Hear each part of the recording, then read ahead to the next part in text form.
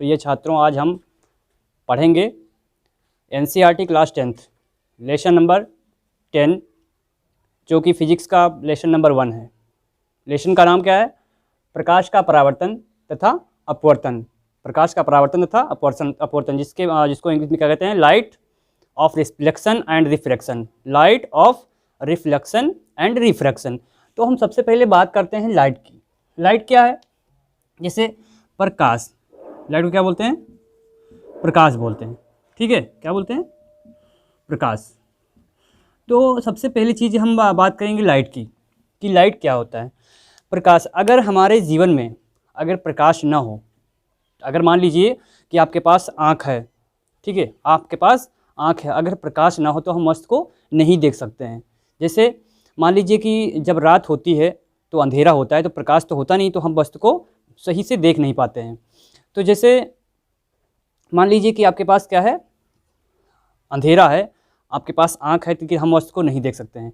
तो इसी तरीके से अगर हम बात करें लाइट की, तो लाइट सबसे पहले हमें देखने के लिए आँख की तो आवश्यकता पड़ेगी ही, उसके साथ साथ हमें प्रकाश की भी आवश्यकता होनी चाहिए। जैसे मान लेते हैं, हम बात करते हैं क्या, जैसे कोई भी चीज़ है, मान लीजिए कि एक फॉर एग्जांपल ले लेते हैं, जैसे मान लीजिए एक व्यक्ति है, ठीक है, एक यहाँ पे एक व्यक्ति है, क्या है? एक व्यक्ति, हमने एक व्यक्ति को यहाँ बना दिया और उसको उसके सामने यहाँ पे एक क्या लगा दिया? एक कमरा बना दिया हमने। क्या बना दिया? एक कमरा, ठीक है। कमरा इधर से आगे से क्या है? खुला हुआ है, आगे से कमरा क्या है? खुला हुआ है। और व्यक्ति जहाँ पर है, ध्यान से समझिएगा, जहाँ पर व्यक्ति है, ठीक है, वहाँ पर क्या है? अंधेरा है। क्या है? अंधेरा है। और यहाँ पे क्या है? यहाँ पे भी अंधेरा है। तो अब हमें बताइए कि जो व्यक्ति है वो मतलब कोई भी एक कमरे में यहाँ पे कोई वस्तु रखी हुई है, क्या है? कोई वस्तु यहाँ पे रखी हुई है।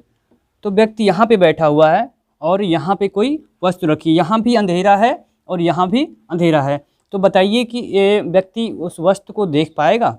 नहीं देख पाएगा, बिल्कुल नहीं देख पाएगा, ठीक है, क्योंकि यहाँ पे अंधेरा है, उसके पास भी अंधेरा है, ठीक है। अगर दूसरी तरह ले लेते हैं, जैसे मान लीजिए व्यक्ति के पास क्या है? प्रकाश है। व्यक्ति के पास क्या है? प्रकाश है और यहाँ अंधेरा है। क्या है? यहाँ अंधेरा है। तो अब बताइए कि व्यक्ति उस वस्तु को देख पाएगा? बिल्कुल नहीं देख पाएगा, क्योंकि उसके पास तो आँख तो है, उसके पास यहाँ पे वो है, वहाँ पे तो प्रकाश है, लेकिन यहाँ पे क्या है? यहाँ पे प्रकाश नहीं है, तो ये उस वस्तु को नहीं देख पाएगा, ठीक है। और जैसे मान लीजिए यहाँ पे प्रकाश है, सॉरी, यहाँ पे अंधेरा है, जहाँ व्यक्ति है यहाँ पे अंधेरा है और यहाँ पे प्रकाश है। तो अब बताइए कि जो व्यक्ति है इस वस्तु को देख पाएगा? बिल्कुल साफ साफ देख लेगा, क्योंकि ज़रूरत होती है हमें, जहाँ पे वस्तु है वहाँ पे प्रकाश होना चाहिए। जैसे हमने देखा होगा कि हम कहीं पर जब जाते हैं कोई शादी या फंक्शन में, तो हम क्या होता है कि हम दूर से ही देख लेते हैं कि वहाँ उस गांव में फंक्शन हो रहा है, दूर से हमको दिखाई देता है। तो कैसे दिखाई देता है? क्योंकि वहाँ पे प्रकाश होता है, इसलिए हमको दूर से दिखाई देता है कि वहाँ पे वो फंक्शन हो रहा है, ठीक है, हम अंधेरे में होते हैं। तो इसी तरीके से यहाँ पे अगर अंधेरा है, व्यक्ति के पास अंधेरा है, यहाँ प्रकाश है, तो हम उस वस्तु को देख लेंगे। अगर मान लीजिए दोनों जगह प्रकाश है, दोनों जगह प्रकाश है और यहाँ भी प्रकाश है, तो बताइए अब हम उस वस्तु को देख पाएंगे? बिल्कुल साफ साफ देख लेंगे, क्योंकि हमारे पास भी प्रकाश है, यहाँ भी प्रकाश है। तो इस वस्तु से क्या है, हमें निष्कर्ष निकलता है कि हम दो तरीके से यहाँ पे हमने क्या रखा? अंधेरा जब यहाँ था और यहाँ पे भी अंधेरा था, तो उस व्यक्ति उस वस्तु को नहीं देख पा रहा था। और जब यहाँ पे प्रकाश हुआ व्यक्ति के पास, यहाँ भी अंधेरा, तब भी नहीं देख पा रहा था। लेकिन जब यहाँ अंधेरा है, व्यक्ति के पास अंधेरा, यहाँ प्रकाश है, वस्तु के पास प्रकाश है, तब ये देख लेता है उस वस्तु को। फिर दोनों जगह जब प्रकाश होता है, फिर तब भी उस वस्तु को देख लेता है। तो कहने का मतलब, हमें कोई भी वस्तु को देखने के लिए आँख तो हमें ज़रूरत पड़ती है, क्योंकि आँख नहीं होगी तो यानी कि पूरा संसार हमारे लिए क्या होगा? चाहे जितना खूबसूरत हो, चाहे जितना मतलब अच्छा हो, हमको क्या फ़ायदा? जैसे आदात में हम देखते हैं, अंधेरी रात में हम देखते हैं जैसे हमको दिखाया था, उसी तरीके से अंधे व्यक्ति को दिखाया जाता है। तो उसी तरीके से जो दोनों जगह प्रकाश होना जरूरी है, यानी कि हमारे पास आँख भी ज़रूरी है और हमारे पास प्रकाश भी जरूरी है, तभी हम किसी वस्तु को देख पाएंगे, अन्यथा हम वस्तु को नहीं देख पाएंगे। तो इससे निष्कर्ष निकलता है कि हमें ज़रूरत है किसकी? आँख की, और हमें ज़रूरत है प्रकाश की। अगर प्रकाश नहीं होगा तो हम उस वस्तु को नहीं देख पाएंगे। जैसे आपने पढ़ा होगा दीप्त वस्तुएं, अदीप्त वस्तुएं पढ़ा होगा, प्रदीप्त वस्तुएं पढ़ा होगा, ठीक है। तो इसी तरीके से जिसमें प्रकाश होता है उसे क्या कहते हैं?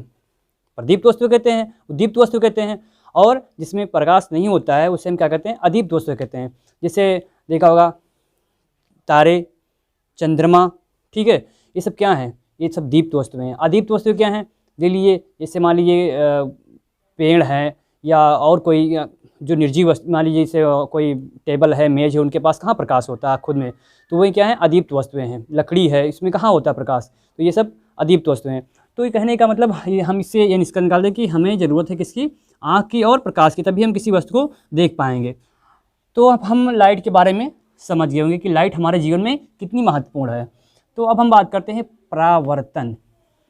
किसकी बात करते हैं? परावर्तन की बात करते हैं। तो सबसे पहले हम बात करेंगे किसकी? परावर्तन की। तो परावर्तन से सीधे सीधे अर्थ निकलता है। क्या, कौन सा अर्थ निकलता है? परावर्तन। परावर्तन कहने का मतलब जब प्रकाश की किरण, जब प्रकाश की किरण किसी सतह से टकराकर कैसे टकराएगी? मान लीजिए आपके पास क्या है, वही हम आपको दिखा रहे हैं। कैसे? अगर मान लीजिए हम किसी भी प्रकाश की किरण किसी सतह से, कोई प्रकाश की टॉर्च की किरण या सूर्य की है प्रकाश की किरण या किसी की है, जिसे हम इसी तरीके से करें, ठीक है, तो क्या होगा? ये जो आपकी हमारी प्रकाश है, किरण है, ये सीधे वहाँ इधर आर पार तो जाएगी नहीं, ठीक है। और तो क्या होगा कि जब वो आर पार नहीं जाएगी तो ये सतह से, यहाँ से इस सतह से टकरा करके वापस आ जाएगी। जब प्रकाश की किरण किसी सतह से टकरा कर वापस उसी माध्यम में लौट आती है, तो इसे हम प्रकाश का परावर्तन कहते हैं, ठीक है। तो इस तरीके से हम सीधे सीधे इसका परावर्तन यानी परावर्तित हो जाना, कहने का मतलब लौट आना, इसका सीधा अर्थ समझ लीजिए कि परावर्तन मतलब वापस लौट आना, परावर्तन मतलब वापस लौटना। किसी भी जब प्रकाश की किरण किसी सतह से टकराएगी तो टकरा करके उसी माध्यम में वापस लौट आएगी, तो इसे हम कहेंगे प्रकाश का परावर्तन कहते हैं। जैसे मान लीजिए एक सूर्य की किरण है, ठीक है, या टॉर्च की किरण, तो हम इधर से अगर जलाएं तो हमने एक चित्र बना गया यहाँ पे, इसी के द्वारा हम समझाएंगे। जैसे यहाँ पे क्या है, यहाँ से हम कोई प्रकाश की किरण छोड़ते हैं तो ये क्या है, जो यहाँ से प्रकाश की किरण निकलती है, चलती है, वहाँ से उसको क्या कहते हैं? आपतित किरण कहते हैं। क्या कहते हैं? आपतित किरण कहते हैं उसे। और फिर जिस सतह से टकरा करके, इस सतह से टकरा करके ये उस माध्यम में लौट जाती है, इधर उसी माध्यम में लौटती है, तो क्या कहते हैं? इसे हम परावर्तित किरण। ये परावर्तित किरण मतलब वापस लौट जाना, परावर्तित मतलब टकरा करके वापस लौटना, आपतित मतलब आना, परावर्तित मतलब लौटना। तो इसका मतलब कि जब कोई भी मतलब प्रकाश की किरण किसी सतह से टकराएगी, ये कोई सतह है, इस सतह से टकरा करके वापस उसी माध्यम में लौट जाएगी, तो इसे हम कहेंगे प्रकाश का परावर्तन। क्या कहेंगे? प्रकाश का परावर्तन। तो ये जब वापस लौटती है, इधर वापस लौटती है, तो इसे हम कहते हैं परावर्तित किरण और इसे कहते हैं आपतित किरण। अब जब ये परावर्तित और आपतित किरण जहाँ पर दोनों मिलती हैं उसके बीच में एक अभिलंब बनता है। उसके बारे में देखो, यहाँ पे लिया गया है प्रकाश के परावर्तन के निम्नलिखित 2 नियम हैं। कौन से नियम हैं? 2 नियम ये हैं। इससे मान लीजिए कि सबसे पहले नियम है कि आपतित किरण जो होती है हमारी, ये आपतित किरण परावर्तित किरण तथा आपतन बिंदु पर,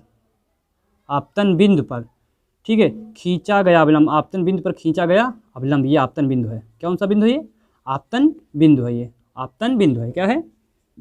आपतन बिंदु है। क्या है? ये आपतन बिंदु है। तो कहने का मतलब ये है कि पहला नियम किसे हम क्या कहेंगे कि आपतित किरण तथा परावर्तित किरण, परावर्तित किरण तथा आपतन बिंदु पर, यानी आपतन बिंदु पर, ये आपतन बिंदु पर खींचा गया अभिलंब, ये हमारा क्या है? अभिलंब है। आपतन बिंदु पर खींचा गया अभिलंब, ठीक है, तीनों एक ही समतल में होते हैं। ये क्या है? तीनों एक ही समतल में होते हैं, तीनों एक जगह मिलते हैं आकर के, तीनों एक जगह में आकर के मिलते हैं। तो ये पहला हो गया। क्या हो गया? ये पहला। जिससे यहाँ देख लेते हैं, पहला नियम हमने क्या लिखा था? आपतित किरण तथा परावर्तित किरण तथा आपतन बिंदु पर खींचा गया अभिलंब तीनों एक ही समतल में होते हैं। तो जैसे अभी हमने बताया कि आपतित किरण, परावर्तित किरण तथा आपतन बिंदु पर खींचा गया अभिलंब तीनों एक ही तल में होते हैं या समतल में होते हैं, तीनों एक ही जगह आके मिलते हैं, उसे हम क्या कहते हैं? आपतन बिंदु कहते हैं। क्या कहते हैं? आपतन बिंदु। तो आपको समझ में आ रहा होगा, ठीक है। तो फिर दूसरा इसका नियम ये है, दूसरा नियम लेते हैं, जैसे क्या है? आपतन कोण। अब आपतन कोण क्या है? जो आपतित किरण आती है तो ये एक आपतन भी आपतन कोण बनता है, ये आपतन कोण बनता है आपका, आपतन कोण ये बनता है और परावर्तन कोण ये बनता है। दोनों क्या होते हैं, बराबर होते हैं। ये कोण और ये कोण दोनों क्या होते हैं, बराबर होते हैं। जैसे जब इधर से प्रकाश की किरण इधर से आई और यहाँ टकरा करके वापस उसी माध्यम में लौट गई इधर, तो क्या होगा, दोनों के कोण जब बीच में हमने अभिलंब खींचा, एक दोनों के बीच में एक अभिलंब खींचा, तो जो इसका आपतन कोण हुआ और परावर्तन कोण हुआ, दोनों क्या हुए, बराबर हुए। ठीक है, तो अभी हम बात करें, अगर इसे अभी हमने बताया कि प्रकाश का परावर्तन के बारे में हमने बताया, इसे को वापस उसी माध्यम में लौट आना। तो देखा होगा, आपने पढ़ा होगा पारदर्शी, क्या पढ़ा होगा, पारदर्शी, अपारदर्शी, नहीं पारभासी, क्या होते हैं, पारभासी और अपारदर्शी। इसके बारे में हम विधिवत पढ़ेंगे। जैसे पारदर्शी का मतलब होता है कि कोई भी अगर हम प्रकाश की किरण किसी भी सतह से सीधे अगर छोड़ें तो कोई प्रकाश की किरण तो आर पार चली जाए, आर पार चली जाए। जैसे हम टार्च को जलाएं, कोई शीशा हो, समतल दर्पण हो और सीधे जला दें तो क्या होगा, जो उसकी लाइट है वो सीधे सीधे आर पार चली जाए, उससे हम पारदर्शी कहते हैं। पारभासी ये होता है, जैसे जब देखा होगा कहीं पे कि जो कोई दर्पण होता है उसमें खुरदरापन होता है, खुरदरापन। तो जब हम उसमें टार्च या किसी से या प्रकाश सूर्य की किरण लीजिए, जब उसमें प्रवेश करती है तो क्या होता है, ये हम टार्च की किरण उसमें सीधे मारते हैं तो जो उसकी रोशनी है, उसकी प्रकाश है, वो बराबर से उसके बाहर नहीं निकल पाती है, कुछ कुछ निकलती है, कुछ कुछ भाग में कुछ कुछ थोड़ा थोड़ा निकलती है, तो उससे हम क्या कहते हैं, पारभासी कहते हैं।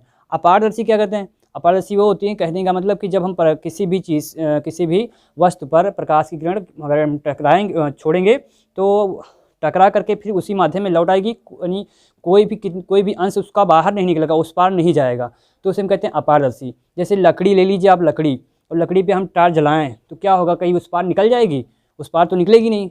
जैसे ठीक है, जैसे मान लीजिए हम पारदर्शी के बारे में बताएं, जैसे कांच का टुकड़ा ले लीजिए, कांच का टुकड़ा, वो भी समतल में, ठीक है, यानी उसमें कोई कलर ना हो। जैसे हम क्या करेंगे, सीधे टार्च की किरण उस पर मारें तो क्या होगा, वो आर पार निकल जाएगी प्रकाश की किरण, तो ये होता है पारदर्शी। और पारभासी का मतलब होता है, जैसे मान लीजिए कागज़ ले लीजिए आप, खूब बढ़िया सा कागज़ एक ले लीजिए, कागज़ पे मारिए प्रकाश, उसकी टार्च मारिए तो क्या होगा, कुछ अंश में बाहर निकलेगा उसका प्रकाश, ये होता है पारभासी। और अपारदर्शी का मतलब होता है कि कुछ भी ना निकलना बाहर, उसके बाहर कुछ भी ना निकलना। जैसे लकड़ी पे आप हम टार्च से मारे से टार्च जलाएं तो बाहर कहाँ निकलेगी, उसकी प्रकाश कहाँ निकलेगा, तो ये होता है अपारदर्शी।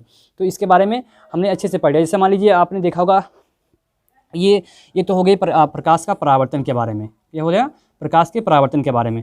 अब हम आगे पढ़ेंगे दर्पण के बारे में, ठीक है, क्या पढ़ेंगे, दर्पण के बारे में। जैसे गोलीय दर्पण है, उत्तल दर्पण है, अवतल दर्पण है, समतल दर्पण है, ठीक है, इसके बारे में पढ़ेंगे। जैसे आपने देखा होगा दर्पण देखा होगा, इसमें हम दो चेहरा देखते हैं, देखा होगा नहीं देखा होगा।